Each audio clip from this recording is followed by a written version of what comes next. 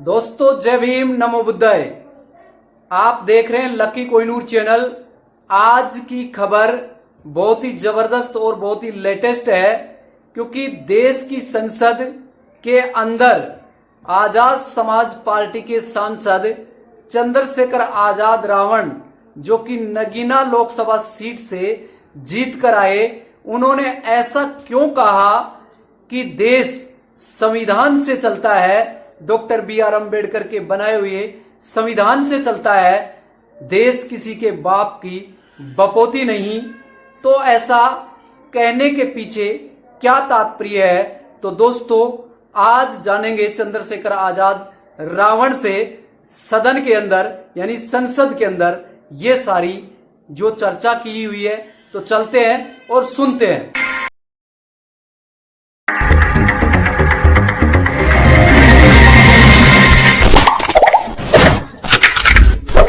जिस क्षेत्र से मैं चुन के आऊं नगीना से, वो बहुत पिछड़ा क्षेत्र है। पिछले सारे प्रधानमंत्रियों ने मिलकर जितना कर्ज लिया है उससे दुगना कर्ज हमारे वर्तमान के प्रधानमंत्री जी ने लिया है। प्रेस जो है उस पर भी शिकंजा कसा जा रहा है। जो पत्रकार सरकार के खिलाफ बोलता है नौकरी से हाथ धोना पड़ता है। माननीय सभापति जी, मैं पहली बार बोल रहा हूँ, आप कहेंगे मैं बैठ जाऊंगा, मैं आपकी बात, मैं संवैधानिक मर्यादा का पालन करूंगा। कोविड में तैरती लाशें भी गंगा में हमने देखी है सर, और मजदूरों का हाल भी हमने देखा है। हम मरने के लिए पैदा नहीं हुए, जो चाहता है हमारी हत्या कर देता है। मूछे रखने पे, घोड़ी पे बैठने पे, मटकी छूने पे हमारी हत्या हो रही है। क्या बदला है सर 70 साल बाद भी? देश किसी की बपोती नहीं है। देश संविधान से चलता है सर, और संविधान से चलेगा। संविधान छेड़खानी बर्दाश्त नहीं की जाएगी सर। श्री चंद्रशेखर जी। माननीय सभापति जी, जय भीम। महामहिम राष्ट्रपति जी के अभिभाषण पर धन्यवाद प्रस्ताव पर बोलने को आपने मुझे अवसर दिया, इसके लिए मैं आपका आभारी हूं। सभापति महोदय, सर्वप्रथम मैं बहुजन समाज में जन्मे सभी संतों, गुरुओं, महान पुरुषों को नमन करता हूं, जिनमें महात्मा ज्योतिबा फूले, डॉक्टर बाबा साहब अम्बेडकर और मान्यवर काशीराम साहब को मैं याद भी करता हूं आज के दिन पर। साथ साथ नगीना की महान जनता और भीम आर्मी और हमारी पार्टी आजाद समाज पार्टी काशीराम के साथियों का भी धन्यवाद करता हूं। इसके बाद अपने कुल गुरु जगत गुरु सदगुरु रविदास जी महाराज को भी मैं नमन करता हूं, जिन्होंने दुनिया को लगभग 600 साल पहले बेगमपुरा शहर के रूप में दुनिया का सबसे महान लोकतांत्रिक दर्शन दिया। अध्यक्ष महोदय, माननीय सभापति जी, 14 अगस्त 1947 को ये देश अंग्रेजों के अधीन था। 15 अगस्त 1947 को हम लोग आज़ाद हुए। 16 अगस्त 1947 को देश आज़ादी में था, लेकिन धन धरती राजपाट में बंटवारा नहीं हुआ। जो साधन संसाधन थे उनमें बंटवारा सही रूप से न होने के कारण एक बहुत बड़ी आबादी सुविधाओं से वंचित और सम्मान से वंचित रह गई। उनको सम्मान देने के लिए और अंतिम व्यक्ति तक सुविधाएं पहुंचे, इसके लिए लोकतंत्र की व्यवस्था हुई। लेकिन आज़ादी के 70 साल बाद भी हम कहाँ खड़े हैं, इस पर ये चिंता का विषय है। मैं मानता हूँ कि सामाजिक न्याय तभी होगा माननीय सभापति जी, जब जातीय जनगणना पूरी होगी और जातीय जनगणना कराई जाएगी, और साथ साथ संख्या के आधार पर आरक्षण जो है वंचित वर्गों का बढ़ाया जाएगा। उसके साथ साथ जब राष्ट्रपति जी अभिभाषण पर बात रख रही थी तो उन्होंने शहरी और ग्रामीण क्षेत्रों के विकास की बात कही, और ये भी कहा कि दुनिया में सबसे उत्तम शहर हमारे यहाँ बने।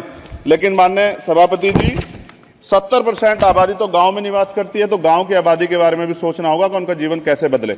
माननीय सभापति जी, उच्च शैक्षणिक संस्थानों में बहुजन समाज के जो छात्र हैं उनके साथ कास्ट एट्रोसिटी हो रही है, निरंतर उनकी हत्या हो रही है। साथ साथ जो सरकारी कर्मचारी हैं दफ्तरों में, उनके साथ भी जो SC ST OBC और मुस्लिम और अन्य धार्मिक अल्पसंख्यक उनके साथ भी माननीय सभापति जी जातिगत और धार्मिक जो है शोषण किया जा रहा है। इसलिए मेरी मांग भी है कि पुरानी पेंशन को भी अध्यक्ष जी बहाल किया जाए। जो कर्मचारी देश की सेवा में लगे हैं उनका भी सम्मान होना चाहिए। साथ साथ सभापति जी, भाजपा ने चुनावी लाभ के लिए सबका साथ सबका विकास के नारे दिए, जो खोखले हैं, क्योंकि 10 साल में दलित, पिछड़े, आदिवासी, मुस्लिम और अन्य धार्मिक अल्पसंख्यक के जो अत्याचार हुए हैं वो किससे छिपे हुए नहीं हैं। ये गलत है, ये बंद होना चाहिए। सभापति महोदय जी, महामहिम राष्ट्रपति जी के अभिभाषण में निजी क्षेत्रों में SC ST OBC को रिजर्वेशन देने का कोई उल्लेख नहीं हुआ है, जो कि आज चर्चा का विषय, क्योंकि 98% प्राइवेट सेक्टर है, 2% सरकारी सेक्टर है, तो 98% प्राइवेट सेक्टर में भी हमारी हिस्सेदारी की बात होनी चाहिए। माननीय सभापति जी, आशा कार्यकर्ताओं, आंगनबाड़ी वर्करों, भोजन माताओं के वेतन वृद्धि पे भी कोई उल्लेख नहीं हुआ है, वो भी अभी नंगे, उन पे भी सोचना पड़ेगा। माननीय सभापति जी, जिस क्षेत्र से मैं चुन के आया हूं नगीना से, वो बहुत पिछड़ा क्षेत्र है। उस क्षेत्र में कोई विशेष आर्थिक पैकेज नहीं दिया गया, रोजगार की सेवाएं नहीं है, नौजवान पलायन करता है। IIT, IIM, एम्स, केंद्रीय विद्यालय आदि शिक्षा में और चिकित्सा संस्थानों की स्थापना होनी चाहिए, जो कि नहीं है। और माननीय सभापति जी, मानसून सत्र आ गया है, मेरा क्षेत्र बाढ़ से बहुत प्रभावित है, इसलिए मैं आपसे आग्रह करूंगा कि वहां के लोगों को बाढ़ से निजात दिलाई जाए। माननीय सभापति जी, चीन हमें आंख दिखा रहा है और लगातार हमारे देश की सीमाओं में घुसपैठ कर रहा है, इसलिए अग्निवीर योजना को हटाकर पुनः सेना भर्ती शुरू की जाए और साथ साथ भारत की सबसे प्राचीन व बहादुर रेजिमेंट में से एक चमार रेजिमेंट को पुनः बहाल करा जाए, ऐसा भी मेरा आपसे आग्रह है। माननीय सभापति जी, पिछले सारे प्रधानमंत्रियों ने मिलकर जितना कर्ज लिया है, उससे दुगना कर्ज हमारे वर्तमान के प्रधानमंत्री जी ने लिया है। किसान अगर अपना कर्ज माफ कराने के लिए जाता है तो लाठी झेलनी पड़ती है, जबकि सरकार ने धन्ना सेठों का 15 लाख करोड़ रुपया माफ किया है। इस ओर हमें ध्यान देना पड़ेगा, हमारी आने वाली पीढ़ियों को ये कर्ज चुकाना पड़ेगा। माननीय सभापति महोदय जी, किसानों को MSP की लीगल गारंटी तथा किसानों का कर्ज माफ होना चाहिए। साथ साथ 2 अप्रैल 2018 को SC/ST के बच्चों पे बहुत बड़े पैमाने पे मुकदमे लगे थे, वो हमारी लड़ाई सही थी, ये सुप्रीम कोर्ट ने माना और बाद में सरकार ने माना, वो मुकदमे तुरंत वापस होने चाहिए। माननीय सभापति जी, प्रेस जो है उस पे भी शिकंजा कसा जा रहा है, जो पत्रकार सरकार खिलाफ बोलता है नौकरी से हाथ धोना पड़ता है, और सोशल मीडिया हमारा हथियार है, उस पे तरह तरह के प्रतिबंध लगाए जा रहे हैं और विरोध करने वालों को सोशल मीडिया हैंडल भी सस्पेंड करा दिए जा रहे हैं। साथ साथ सभापति जी, पेपर लीक और परीक्षाओं के कैंसिल होने से देश के नौजवानों का भविष्य खतरे में है। नीट, यूपी सिपाही भर्ती सभापति जी और 69,000 शिक्षक भर्ती में आरक्षण घोटाला हुआ है, कोई पूछने वाला नहीं, खून के आंसू रो रहे हैं बच्चे, बेरोजगारी का दंश युवा झेल रहे हैं, इसलिए मेरा आग्रह है कि युवाओं के लिए कृपया समाप्त करें चंद्रशेखर। माननीय सभापति जी, मैं पहली बार बोल रहा हूं, आप कहेंगे मैं बैठ जाऊंगा, मैं आपकी बात, मैं संवैधानिक मर्यादा का पालन करूंगा, मगर हम तो माननीय सभापति जी सुन ही रहे हैं। आप बोलिए, 1 मिनट। धन्यवाद, धन्यवाद। 1 मिनट और बोलिए। अध्यक्ष सभापति जी, नारी सम्मान की बात करने वाली सरकार, हमने मणिपुर देखा सर, हमने पहलवान बेटियों का हर्ष देखा सर, और हमने सर हाथरस की बेटी का हर्ष देखा सर, और हाथरस के परिवार को जो वादा किया था सरकार ने वो भी पूरा नहीं किया, और महिलाओं में भी स्पेशली दलित, पिछड़े और मुस्लिम वर्ग की, आदिवासी वर्ग की महिलाओं के साथ आज भी NCRB का डाटा कहता है सर, जो जुल्म हो रहा है वो सहनीय नहीं है सर। साथ साथ कोविड में तैरती, हमने कोविड में बहुत सुना सर, कोविड में तैरती लाशें भी गंगा में हमने देखी है सर, और मजदूरों का हाल भी हमने देखा है। सभापति जी, बस सब समाप्त कर रहा हूं। नोटबंदी पे छोटे मजले उद्योग की जो कमर टूटी वो भी हमने देखी है। सभापति जी, शैक्षणिक संस्थानों, विश्वविद्यालयों में, चिकित्सा संस्थानों में OBC ST के योग्य अभ्यर्थी को NFS करके जिस तरह निकाला जा रहा है, लेटरल एंट्री करके जिस तरह हमारे रास्ते बंद किए जा रहे, ये भी हम देख रहे हैं सभापति जी।